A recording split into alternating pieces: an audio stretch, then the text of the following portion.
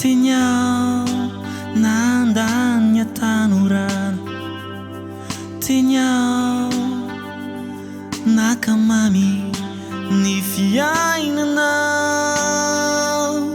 ny faly sy ny lalao. Ny anaranao riraiko no tsy mba fiantsoko,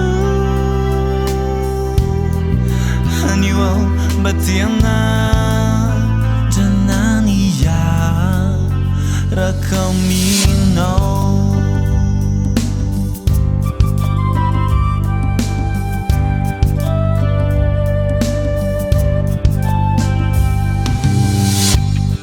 Vizanao miandrandra vitanao, vizanao mitady izany ary, vizanao miandrandra famonjy. Aizava-ponay ihany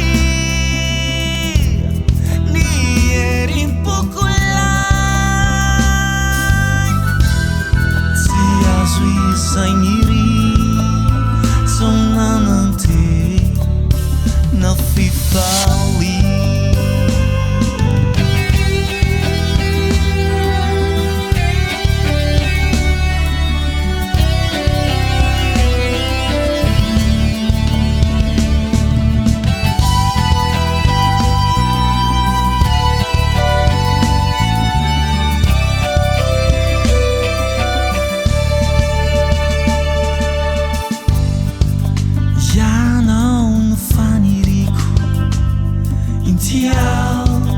Ianao no fifaliko, intiao ianao no fanovozanao ny soa, fitiavano tsy manamparo,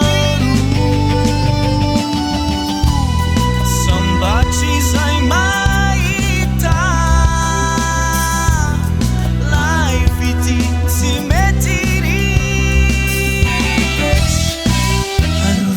Não nidi ou aminao mandrakizay Jesu Kristi, haruvi não nidi ou aminao mandrakizay.